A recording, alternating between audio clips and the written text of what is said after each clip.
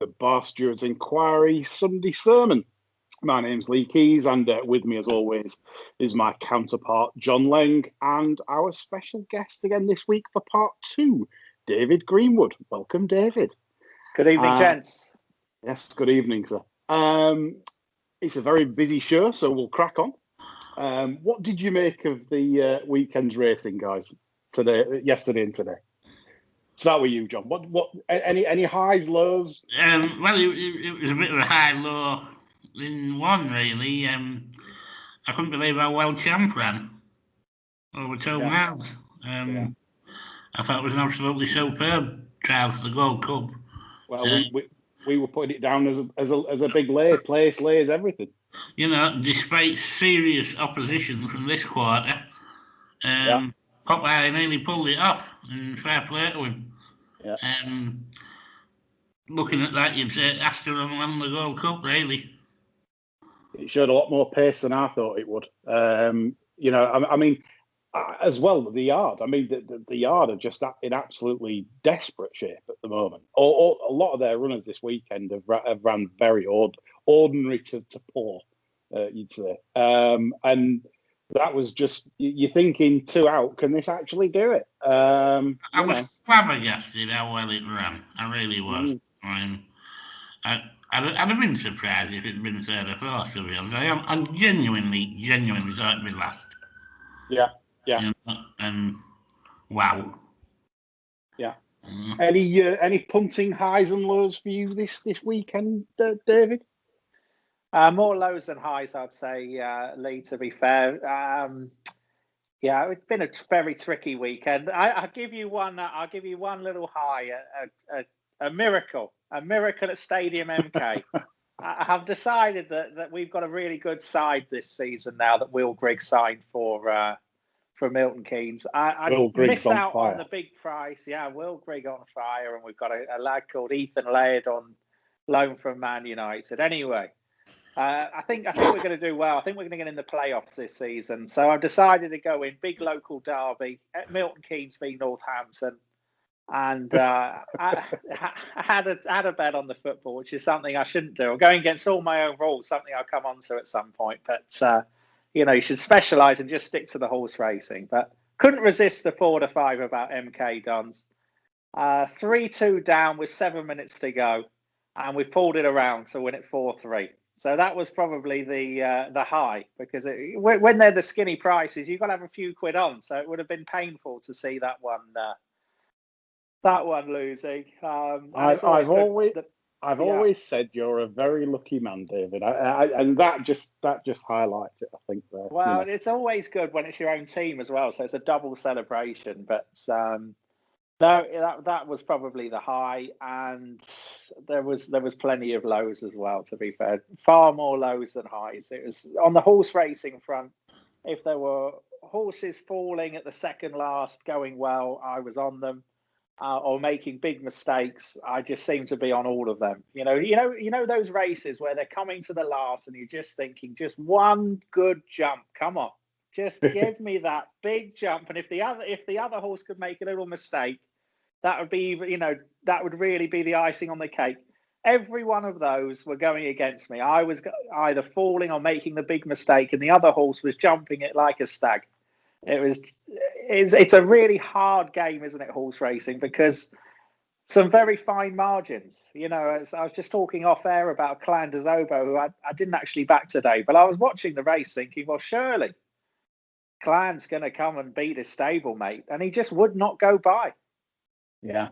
He ran below form at Kempton for me. He ran like he'd never seen Kempton. He must have hit about 10 fences in the King George, and so I was a bit wary at the price. But today, I would say that was a hound of the Grade A order. He just completely refused, absolutely all the way up the running. Just wanted to lug into his stablemate, and I was quite shocked that he did that. Given his profile, and how impressive he's been in certain races, and then all of a sudden he's decided enough's enough. Cobden looked frightened to hit him as well, I thought. Right. I thought, I thought, go on, give him a couple now, and they've got nothing happened. And I don't know whether he thought he'd probably curl up if he gave him a bang. Probably did. I mean, it did look to me at some point, especially down the back, that it was hanging a shade to me as well, as if he was sort of thinking about it then. And I think that definitely bore out in the finish. But obviously, the winner's tough. You can't take anything away from the winner. But certainly, Plan des Herbes would beat that probably 99 times out of 100, all things being equal. For me this weekend, I feel like I've left a lot on the pitch. I haven't won what I should have won. Fugitive today was nice for the Jimmy Lindley followers. I don't know for regular listeners, the Jimmy Lindley horses to follow. Fugitive won today, 10-1 into 4-1. Nice touch. I had a bit on, but again, probably not what I should have done, but can't complain. Saudi Cup was costly yesterday. Did my absolute brains back in the American horse. And obviously Mishriff decided it was going to mug it. I thought the tactics was poor from the Americans, cut each other's throats. But so moderate sort of week. I've enjoyed it. I've enjoyed the sport. The sport's been good. Apart from the fatalities, which weren't nice viewing this weekend. And I think if Petr had been awake, which they're only awake for the Gold Cup meeting and the Grand National meeting, then rest of the year they sleep, obviously.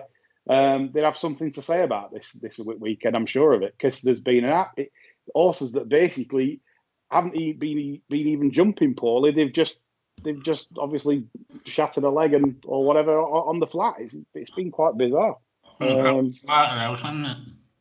Yeah, I mean, I've always said anyway. In years to come, I think if racing's ever to suffer in terms of restrictions or whatever, national hunt racing's the first one they're going to come for, because you can't really defend it as well. Like flat racing, they're bred to run fast across a field.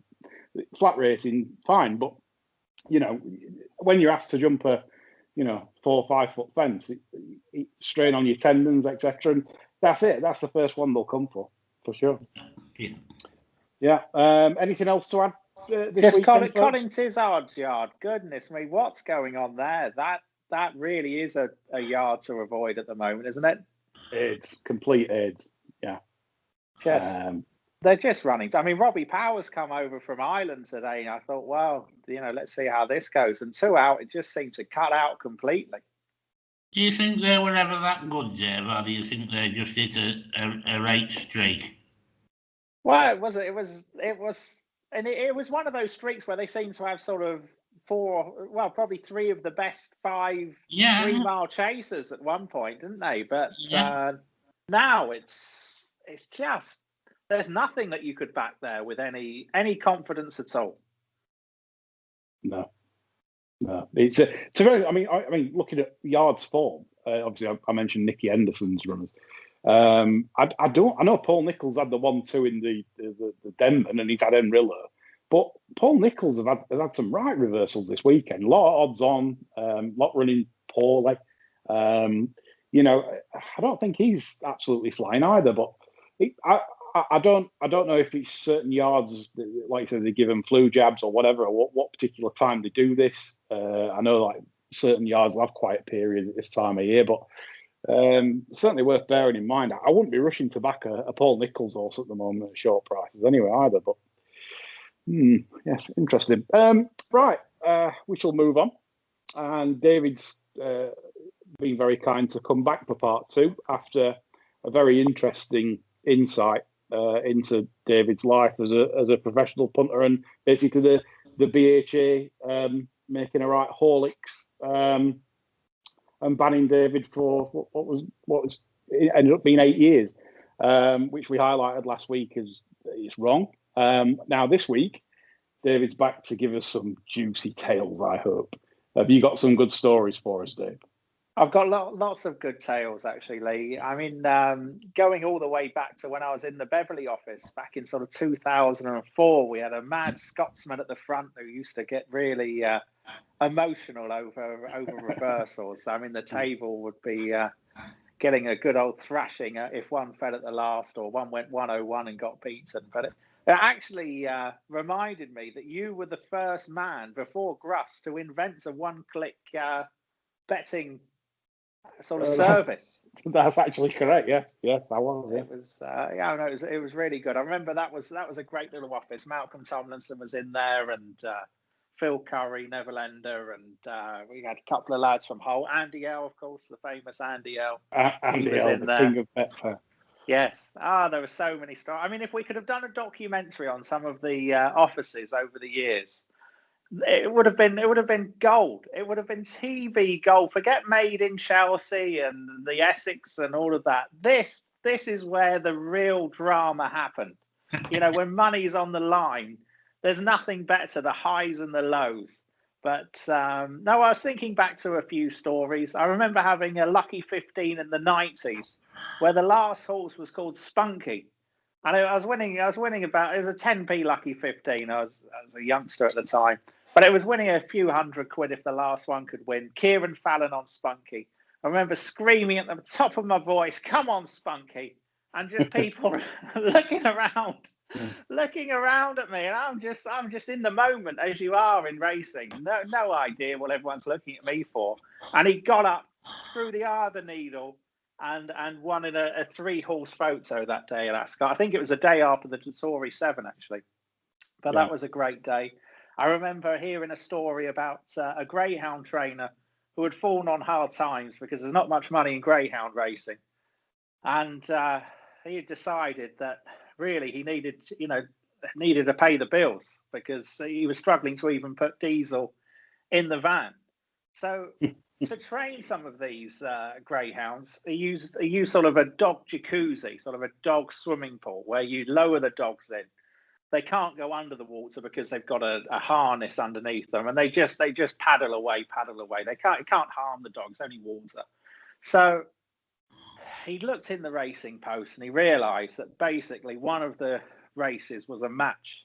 You know, it was a 6-dog race, but there was only 2 that could win. So if his couldn't win, you know, he just basically realised that the other favourite would win.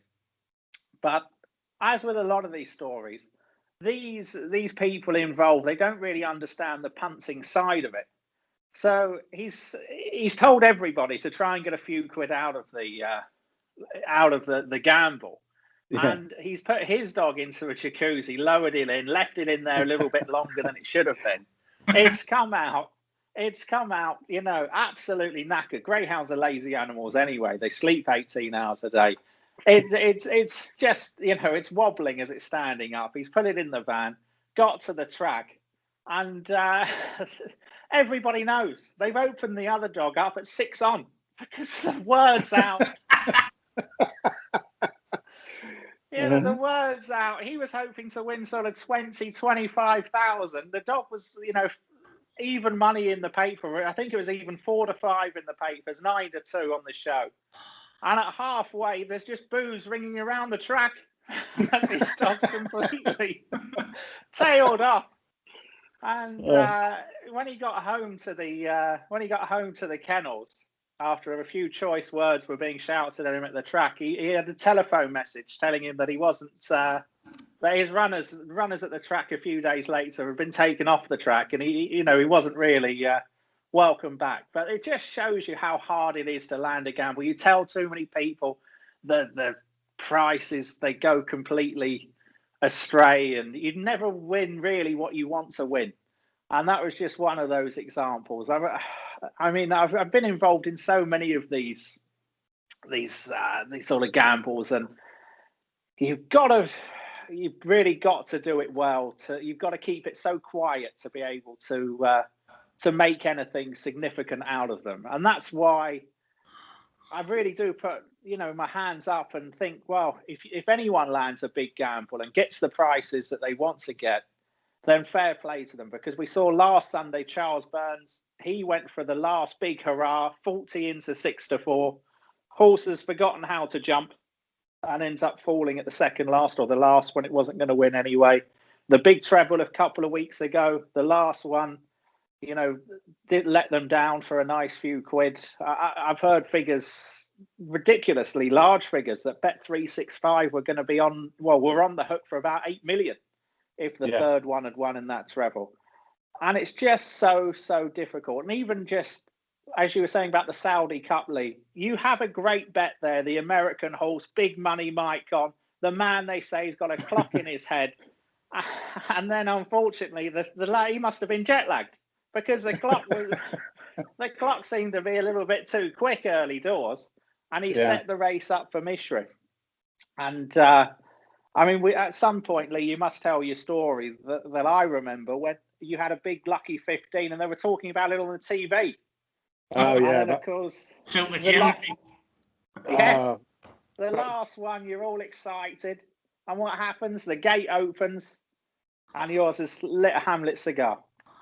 But and what was worse as well, that I was wanting it for about just over $250,000, I think. And what was worse was that a friend of mine had got a share in it, and he was really confident. He said, you know, this is D-Day, you know, good luck, blah blah, but this will win, don't worry. And it's just I think that's the story of my life, really. I get very close, but no cigar, exactly. Yeah, it just seems to be that way. I have to do it the hard way, if you like. Well, I've got another quick story, and I don't know if John may have heard this story before as well. But obviously these are all tales and different things, and they probably get changed over the years. But the Queen was visiting Sir Michael Stow, and you know, she's got horses there. She was going to turn up. Anyway, Sir Michael's been out in the morning, been out with Michael Holding and all the team, looking at the horses, comes back, pops to the loo. Unbeknown to him, the Queen's turned up and also wants to go to the loo. And one of her bodyguards sort of knocks on the door, and Stout booms out, "Can't I even get some peace on my own effing toilet?"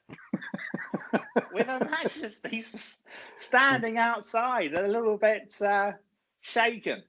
But I don't know if that story got moved around a little bit, but that's certainly what I was told anyway. What about that owner you heard about from years ago, where basically he used to just line his horses up to place, and he'd back them place on Betfair? Well, Lee, this is, you know, these were times where the Betfair markets were just awash with money. I mean, these were why, sort of going back to the early days of Betfair, everybody getting involved. The place markets would be as big as some of what the win markets are now. And, you know, there's obviously a lot of shrewd people. Every shrewd punter in the world is on Betfair. And that's why the prices are so good, basically. Very hard to beat. Very, very few people managing to make a living now. From all the professional punters I've known over the last 20 years, I'd say 90% of them have moved on to do other things now. Very, very difficult these days. But absolutely, he was a very shrewd man. Realised that, you know, if there was plenty of pace in the race, and sometimes he would know other owners, and he would say, "What's your horse doing? Is that going forward?" And they say, "Yes, that's going forward, and that's going forward, that's going forward." Well, we're a hold-up horse. We can have a big place bet. And I remember a funny thing. I was in a in-running box at the track, and Spinning Mick, the bookmaker, came in absolutely pleased as punch. He says, "I can't believe what's happened." I said, "What, Mick?" He said, "I've just took £1,000 each way at 14 to 1 on this particular horse." He said, "It's 30 on Betfair." And I said, "Oh, that's all right, Mick. Great bit of business, that." I said, "The problem is it's 10 to 11 a place." I said, "You know, what are you going to do with that part of the bet?" Which he hadn't even looked at, hadn't crossed his mind. And unfortunately for poor old Mick, the horse came flying through, grabbed second, not far off winning, where he could have, I think he got rid of the win part anyway for a profit. But ended up losing a nice few quid.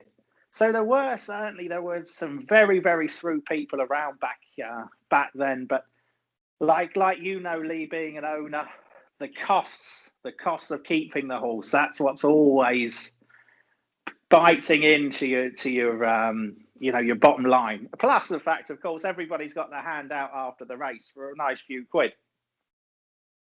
Well, I mean, if you were owning horses again? So, I mean, can I ask you a question? When your ban finishes, have you any plans to return to the owning arena? None at all. Absolutely none. I've retired my last greyhound as well. Unfortunately, there is no money left in the game. The market, you can't even gamble on them. You can't get the bets on. The prize money is absolutely horrific. All of those edges, as far as I'm concerned, they've gone. It's finished. Yeah. It is difficult. I mean, I think that with the books now, it is very, very hard to get any kind of serious money on without causing a collapse, especially if they've got you marked down as, or it's a sharp account, or if you say you're back from a certain stable, it is very difficult to keep a lid on the prices. What advice would you give now, say, to any owner that's sort of got a horse and they're thinking, we could land a little bit of a touch for this? What's your advice to them then? How would you play? Well, my advice is you must really look into finding a race which will suit your horse. You have to put everything in your advantage. I've always thought to myself, if I'd owned lots of horses that were running down south, get them up north. I'd be saying to my trainer, I want you to win a race at Hexham. It's got to be easier to win a race at Hexham or Perth. Especially at the moment, the Irish trainers, they're not coming over to these Scottish meetings. They're very, very weak races. I'd be heading north if I was trained down south, and if I was trained up north, I'll be looking for the worst possible race. At the moment, horses aren't worth that much. Nobody's really buying horses. I'll be looking at those sellers. If I could find a seller, nobody wants to lose horses. They're always frightened. Trainers are always, they don't want to lose the income, so they're always trying to put the owners off. Put the damn thing in a cellar. Land a gamble and then buy it back if it wins. And there's nobody there. I'm watching every day. Nobody's bidding for these horses. There are hardly any claims are going in. It's too much hassle for people. If you claim a horse, you've got to be at the track to pick it up. You've got to have people there. It's impossible. It's not like the old days. You could put a horse in, land a gamble in a cellar in a desperately poor race, and you'd probably keep the horse as well. And if you don't, it's probably done you a favour anyway. Yeah, I mean, how in this day and age then do you keep things quiet? I mean, you've heard of stories where trainers want to take the price before you do. The jockey wants to have a bet and have a few quid on, and then by the time you get round to looking at what's left for you that's paid all the bills, it kind of sickens you. So how would you stop that from happening? Is it possible? It's not. I don't even think it's possible, Lee. I really don't think it's possible. I just, and that's another reason. Unless you've got the money behind you to sell up your own yard, like the Druids Lodge Confederation all those years ago, I don't think you can do it. This is why I think the trainers that do best, they have their sons or their daughters riding. They can keep things very, very in-house, and that's your only possibility. So unless you can actually fund your own little yard, I think it's just very, very difficult. To be honest, I just don't think it can be done. I couldn't give you an answer.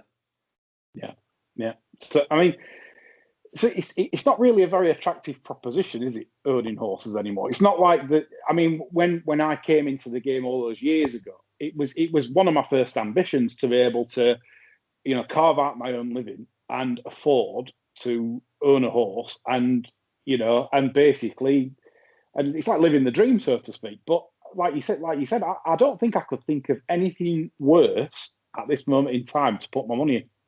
There is nothing. You can't even go and watch the horse at the track. No, well, that's it. No. So what is the point at the moment? You can't even take your mates to the track. you can't do anything. It's just, you're just literally putting money on the fire and just burning it.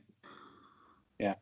And most of these horses are useless. You know, that's the problem. It's very, very hard unless you've got decent budgets. There's not many horses that can be bought cheaply that go on and do well. Yeah. No. It's not. I can remember a while ago, I bought a horse called Thundering Home, and I picked it up for just $2,000 at Doncaster Sales, and I thought this is a really good buy. Horse looked miserable as sin in its box. It looked like it hadn't been cared for very well, really. And literally, I only had it one run. It got claimed by George Baker for $8,000. But they just sent, back in the day, they just sent more bargains back then. I think now you need to be spending quite a bit of money to get a horse that's suitable to win races and do the job they're supposed to do. I think if you're spending like $4,000 or $5,000 now, they usually got so many problems that it's probably isn't wise spending little money now. I think times have definitely changed. John, have you ever owned horses before, or had shares in them? Rather have an eye out, like. You've not. I'd rather have an eye out. I've never had any aspiration whatsoever to own one or be involved with one or anything. And absolutely zero interest in it. I'd be arguing like how with trainers all the time. I know I would, and it would just cause me far more problems than enough. Yeah, so we've certainly painted a grim picture regarding to owning horses at the moment for anyone listening thinking they might be getting a share. But David, come racing.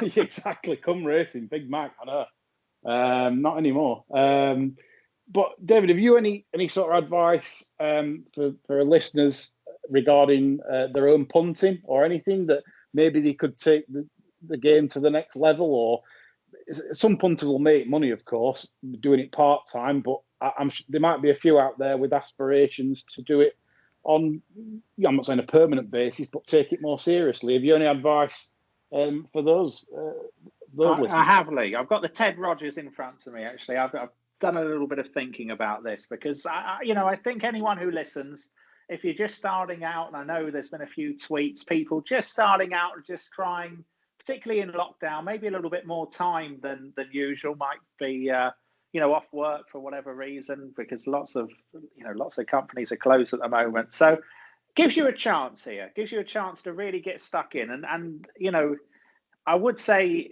it does take a lot of work. If you're going to win money, you can't do it half-heartedly. I think you either got to go all in and really do this properly, or I wouldn't bother. So here's my 3-2-1. Number 3, don't bet tired.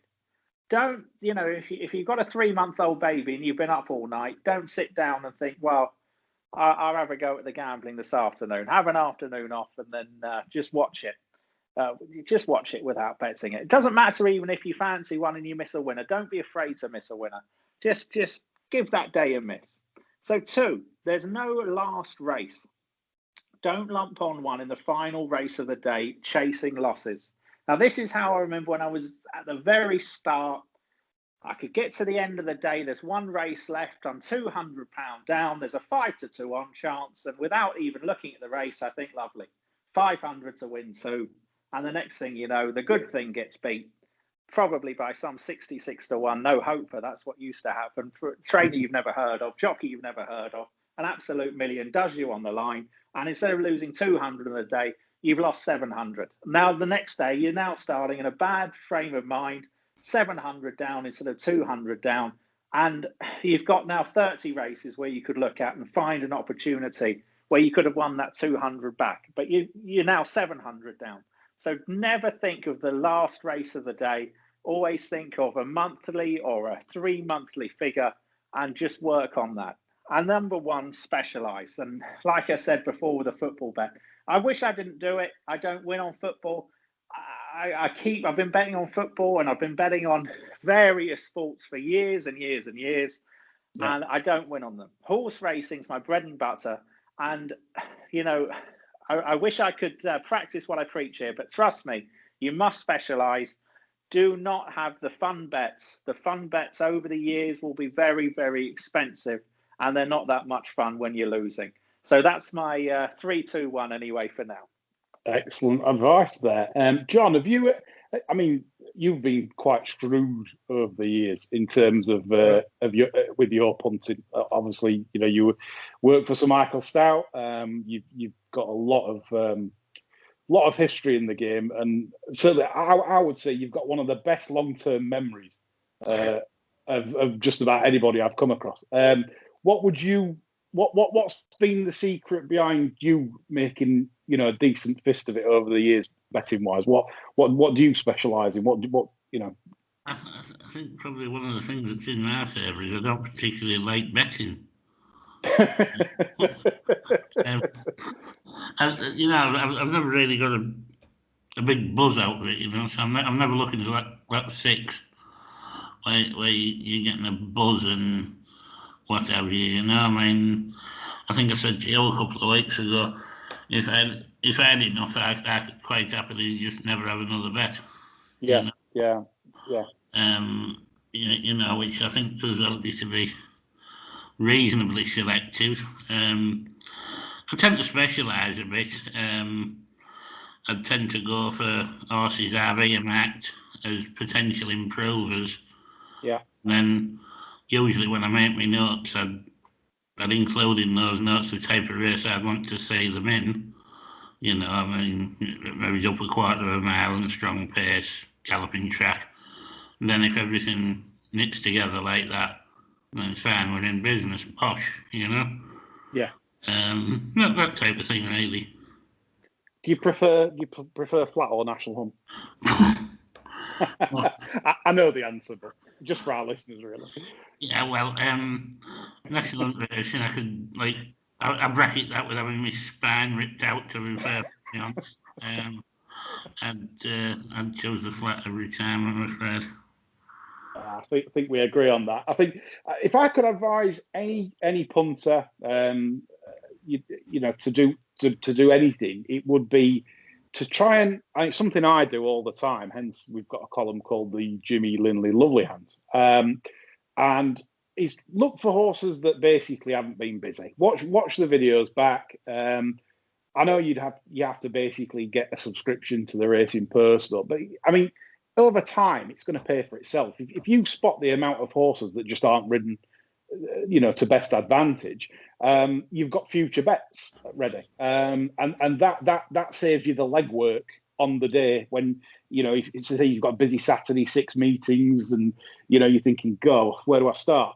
Well, if you've got, like you said, John, you've got like a tracker list, and you've got a good list of horses that haven't been ridden to best advantage, and it's a lot of fun as well. You can look back and you can say it's like having your own stable at times. I mean, in the middle of flat, he's now had like 140 horses in my tracker at one point. Well, that's right. You can, and also it builds your knowledge as well, because you think, oh crikey, and let's say you land a punt with one, and you think, this team likes a punt, clearly because they've not bothered trying in novice hurdles, or they've not bothered trying in maidens, and all of a sudden it's 10, 9, 8, 6, 11 2, 4, 7 2, and it wins. You feel rather pleased with yourself that you've done the work, you've spotted it. It's a better feeling than, say, backing a last time out winner that everyone can see. The speed figures are there, and it won well last time. I always think it's a lot better. You feel clever. You think that bit of indication goes a long way, doesn't it? Yeah. So that'd be my advice to any listener there that basically wants to get a little bit more serious with the game. If you only punt, say, part time, or and you think, well, I've got a couple of weeks off work or whatever, and you might fancy a bit more of a shot at it. I would put the legwork in and do the research, like David says. There's no shortcuts really in this game, and that's where we go. Right, to finish the show off, we've got the Jimmy Lindley lovely pair of hands, where we mention horses that we think have got a better chance than what the market might suggest in future, as they've been ridden rather tenderly. John, have you anything for us this week? I wouldn't say this was ridden tenderly, but I think it was the subject of a fairly major jockey cock-up, actually. Okay. Perfector that ran this afternoon in the 3-mile handicap hurdle at Newbury. Yeah. Absolutely travelled a dream. Sat about just in front of halfway back, I'd have said. Came through on the stale to lead at the second last, which I thought was soon enough. He made his round up pretty quick. Yeah. By the time I got to the last, he had nothing left. He's probably done well to finish fourth in the end. He actually went odds on in running. This can definitely win off this mark. Probably wants a strong pace at 2.5 to 2 miles 6, just to make sure. But definitely has a race in it off this particular mark. And we've also got a potential runner on Friday in the Lovely Hands series. All right. Eltham Place. Simcock did us a favour with that Morley. Not immediately, of course. It won second time. This is another Simcock one. They actually had him in after this one ran at Lingfield. Was that the one with Liam Canary on? Yeah. I think Liam had to explain his 3 furlong spasm that he went through. The back went. Oh. Yeah, the last 3 furlongs of the race. It's up to 1.5 miles, which is what I think it wants. I think granted an even pace, it'll be very, very dangerous on Friday. That. Interesting. Okay. And I asked you earlier, David. You've got nothing for us on this front. So I'm going to give you one of mine, called Entre Deux, trained by Paul Henderson. Bit of a, not really one of your fashionable trainers. It was basically fairly useful in point-to-points. It actually won a point in Ireland, and then was third behind a horse called Temple Breeding next time out in a point-to-point. And Temple Breeding's quite useful, quite a useful horse. Won multiple point-to-points. Another interesting point-to-point run was when it was third to Move the Chains. That horse, by the way, is with Christian Williams at the moment off 83. So get ready for that one. Put that in your trackers. Move the Chains. He's got that off 83 as Christian, and that will be interesting. That won the point. Entre Deux was third. Alaphilippe, one of Fergal O'Brien's, that won on Saturday, I believe. Alaphilippe, that was fourth in the race.